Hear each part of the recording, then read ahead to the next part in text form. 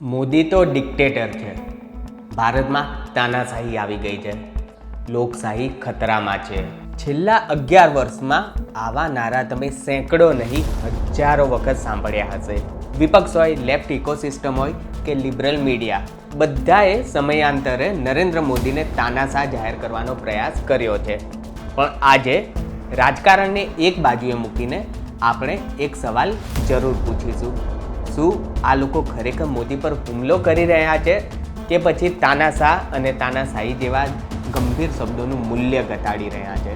કારણ કે જો નરેન્દ્ર મોદી ખરેખર તાનાશાહ હોય તો પછી દુનિયાના સાચા તાનાશાહોને આપણે શું કહીશું? તાજેતરમાં દિલ્હીના જંતર મંતર પર એક વિરોધ પ્રદર્શન યોજાયું. વિરોધ કરવાનો અધિકાર દરેક લોકશાહીમાં હોય છે, ભારતમાં પણ છે.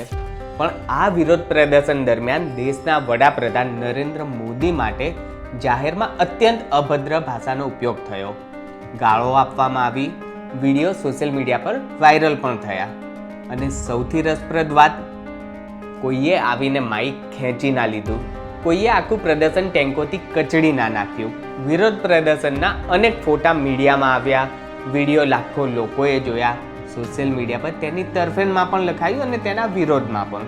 એટલે અહીં એક સવાલ સ્વાભાવિક છે કે જે દેશમાં દેશના વડાપ્રધાનને જાહેરમાં ગાળો આપવી પણ શક્ય હોય, શું એ દેશના શાસનને ખરેખર તાનાશાહી કહી શકાય? આ સવાલનો જવાબ આપતા પહેલા આપણે સમજવું પડશે કે તાનાશાહી એટલે શું.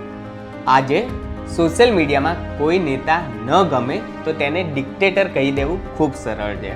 પણ ઇતિહાસમાં આ શબ્દો મજાક માટે નહોતા વપરાતા. Adolf Hitler, Joseph Stalin, Mao Zedong, Kim Jong Un, Saddam Hussein, આ બધા વચ્ચે ઘણો તફાવત છે. પણ એક વસ્તુ કોમન હતી: તેઓ પોતાના વિરોધીઓને સહન નહોતા કરતા. સરકારની ટીકા જેલ, વિરોધ પ્રદર્શન દમન, સ્વતંત્ર મીડિયા બંધ, વિરોધ પક્ષ કાં તો જેલમાં કાં તો દેશ નિકાલમાં, ન્યાયતંત્ર સરકારના નિયંત્રણમાં, નાગરિકો ડરના વાતાવરણમાં. આને કહેવાય તાનાશાહી. તાનાશાહીમાં સરકારથી લોકો ડરે છે અને લોકશાહીમાં સરકાર લોકોને જવાબ આપે છે. પણ જો કોઈને હજુ પણ એ સમજવું હોય કે ભારતમાં તાનાશાહી કેવી દેખાતી હશે તો 2026 નહીં, 1975માં પાછા જવું પડશે. 25 જૂન 1975, ભારતના લોકશાહી ઇતિહાસનો સૌથી કાળો દિવસ. તત્કાલીન વડાપ્રધાન ઇન્દિરા ગાંધીએ દેશમાં ઇમરજન્સી જાહેર કરી અને એક જ રાતમાં આખું ભારત બદલાઈ ગયું. વિપક્ષના મોટા નેતાઓની ધરપકડ શરૂ થઈ. જયપ્રકાશ નારાયણ, અટલ બિહારી વાજપેયી, લાલકૃષ્ણ અડવાણી, જ્યોર્જ ફર્નાન્ડીસ, હજારો કાર્યકરો. કોઈ કોર્ટ ટ્રાયલ નહીં, કોઈ જાહેર ચર્ચા નહીં, સીધી જેલ. મીસા જેવા કાયદાઓ હેઠળ લોકોને મહિનાઓ સુધી કેદ રાખવામાં આવ્યા. પ્રેસ પર સેન્સરશિપ લાદવામાં આવી. અખબારો શું છાપશે એ સરકાર નક્કી કરતી. સરકાર સામે લખવું જોખમી બની ગયું. મૂળભૂત અધિકારો સ્થગિત કરવામાં આવ્યા. વિરોધ પ્રદર્શન લગભગ અશક્ય બની ગયા. આ હતી તાનાશાહી. ભારતે પોતાના ઇતિહાસમાં તેને જીવેલી છે. એટલે ભારતમાં તાનાશાહીનો અર્થ સમજવા માટે કલ્પના કરવાની જરૂર નથી, ઇતિહાસ વાંચવાની જરૂર છે. હવે ફરી એકવાર આજના ભારત તરફ આવીએ. આજે દરરોજ સરકારની ટીકા થાય છે. વિપક્ષ સંસદમાં સરકારને ઘેરે છે. સુપ્રીમ કોર્ટ સરકાર સામે ચુકાદા આપે છે. પત્રકારો સરકાર પર લેખ લખે છે. યુટ્યુબ પર હજારો વિડીયો સરકારની વિરુદ્ધમાં બનાવાય છે. સોશિયલ મીડિયા પર વડાપ્રધાનના મીમ્સ બને છે અને જંતર મંતર પર જાહેરમાં વડાપ્રધાનને ગાળો પણ આપવામાં આવે છે. આ બધું થઈ રહ્યું છે, તેમ છતાં વારંવાર એક જ વાક્ય સાંભળવા મળે છે કે ભારતમાં તાનાશાહી આવી ગઈ છે.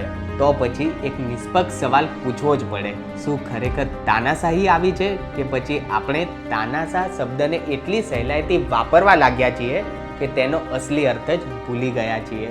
આનો અર્થ એવો નથી કે સરકારની ટીકા ન થવી જોઈએ. લોકશાહીમાં ટીકા જરૂરી છે. સરકારને સવાલો પૂછવા જરૂરી છે. સરકારને જવાબદાર ઠેરવવી પણ જરૂરી છે. પરંતુ સરકારની ટીકા કરવી અને દરેક અસહમતિને તાનાશાહી કહી દેવી, આ બંનેમાં આકાશ જમીનનો ફરક છે. કારણ કે જ્યારે દરેક ચૂંટાયેલા વડાપ્રધાનને તાનાશાહ કહેવામાં આવે ત્યારે હિટલર, સ્ટાલિન, માઓ અથવા ઇમરજન્સી જેવી ખરી તાનાશાહીનું ઐતિહાસિક ભયાનકપણું ધીમે ધીમે સામાન્ય લાગવા માંડે છે. એ માત્ર એક રાજકીય આરોપ રહેતો નથી, એ શબ્દનું અવમૂલ્યન થઈ જાય છે. જંતર મંતરની ઘટના માત્ર એક વિરોધ પ્રદર્શન નહોતી, એ ભારતની લોકશાહીનો એક અરીસો પણ હતી. એક બાજુ દેશના વડાપ્રધાનને ખુલ્લેઆમ ગાળો આપવામાં આવી રહી હતી અને બીજી બાજુ એ જ ઘટના એ વાતનો પુરાવો પણ આપી રહી હતી કે આ દેશમાં લોકો હજુ પણ સરકાર સામે બોલી શકે છે, લખી શકે છે, પ્રદર્શન કરી શકે છે, અસહમત થઈ શકે છે અને ચૂંટણીમાં સરકારને હરાવવાનો પ્રયાસ પણ કરી શકે છે. આ લોકશાહીની તાકાત છે, નબળાઈ નહીં.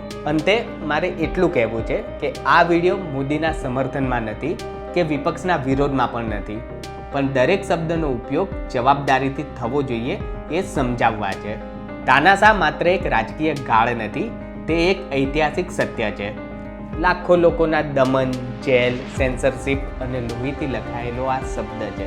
એટલે જો દરેક ચૂંટાયેલા વડાપ્રધાનને, દરેક કડક નિર્ણયને, દરેક રાજકીય મતભેદને તાનાશાહી કહી દેવામાં આવશે તો પછી સાચી તાનાશાહી માટે આપણા શબ્દકોશમાં શું બચશે? વિચાર કરજો. કારણ કે જે દેશમાં વડાપ્રધાનને જાહેરમાં ગાળો આપવી પણ શક્ય હોય તે દેશમાં તાનાશાહી છે એવું કહેતા પહેલાં એકવાર 1975ની ઇમરજન્સી યાદ કરી લેવી પડે.